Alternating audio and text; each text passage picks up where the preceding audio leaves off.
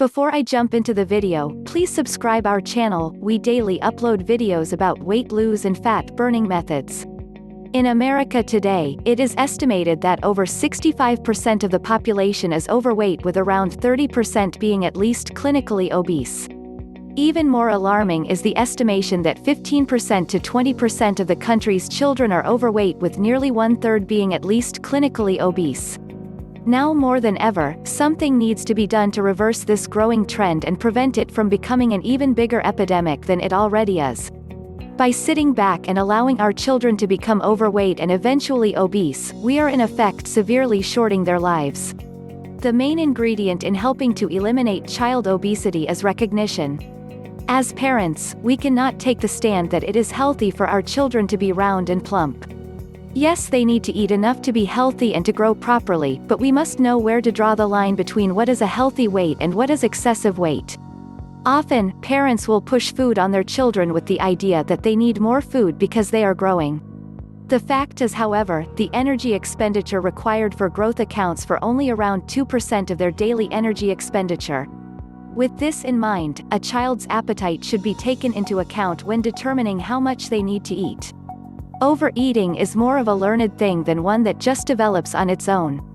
Children, much like adults, if given a well-balanced diet with limited access to junk food and fast food, will eat all they need and stop when they are done. Forcing them to eat beyond that point, as well as giving them as much junk food and fast food as they want, only teaches them to overeat from an early age. This habit then usually carries over into their adult lives. Sometimes when a parent does notice that their child is overweight, they will try to push diets on them that are too low in calories. This is not good for them either.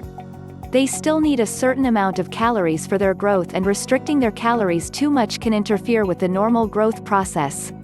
It is better here to simply bring them back to the proper amount of calories they should be getting. Since they were overeating before, going to a normal amount of food will make them lose the extra weight just fine. Last but certainly not least, lack of exercise is part of the reason that so many children get fat.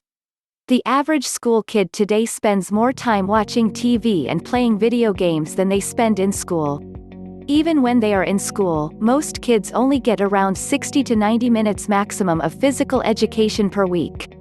The bottom line here is, if we don't stop overfeeding our kids, and we don't limit their intake of junk food and fast food, and we don't limit their TV and video game time and get them more active, we will be creating an epidemic of obesity for our children that will reach truly epic proportions.